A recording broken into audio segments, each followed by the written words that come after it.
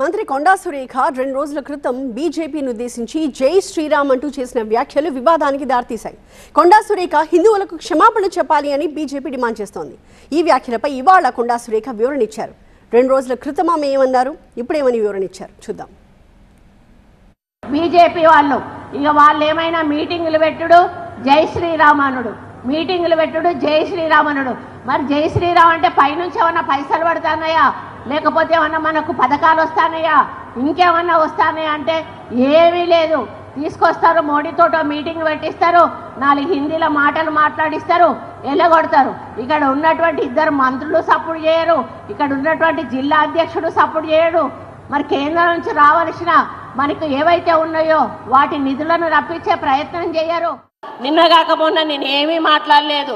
జై శ్రీరామ్ అంటే పైసలు పడతాయా అని అంటే దాన్ని పెద్దగా నేను మాట్లాడిందంతా కూడా ప్లే చేయకుండా 1-2 వర్డ్స్ ప్లే చేసేసి మిగతాదంతా కూడా నేను రాముణ్ణి తిట్టాననేటువంటి మాట వాళ్ళు ప్రచారం చేస్తూ ఉన్నారు.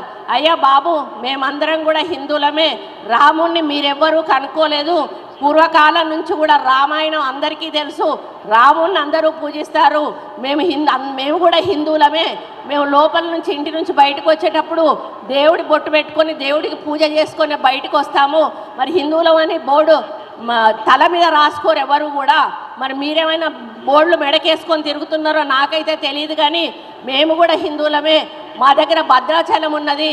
భద్రాచలానికి మా ముఖ్యమంత్రి గారు 380 కోట్ల రూపాయలు అభివృద్ధి కోసం ఇచ్చారు. ప్రతి సంవత్సరం అంగరంగ వైభవంగా మేము భద్రాచలం కళ్యాణం చేస్తూ ఉన్నాము. మరి మీరు నిజంగా రామభక్తులైతే ఆ భద్రాచలానికి మా ముఖ్యమంత్రి గారు 380 కోట్లు ఇచ్చారు కదా, దానికి ఒక 2 అంతలు అంటే 700 కోట్లు 760 కోట్లు శాంక్షన్ చేయండి. అప్పుడు మీకు రాముడి మీద ఉన్న భక్తి ఏంటో తెలుస్తుంది.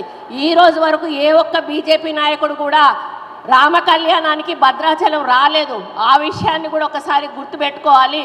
కాబట్టి మీరు ఏదో విమర్శలు చేసి మేము రాముణ్ణి తిడుతున్నాము, మరి హిందువుల మనోభావాలు దెబ్బతీస్తున్నారు అనేటువంటి మాట మాట్లాడడం చాలా తప్పు. ఒక దేవాదాయ శాఖ మంత్రిగా నేను మాట్లాడానని ఇంకా దాన్ని ప్రచారం చేస్తూ దాన్ని మీరు తప్పుడు ప్రచారం చేయడం అనేది చాలా తప్పు. నేను అన్న మాట వేరు, మీరు ప్రచారం చేసింది వేరు.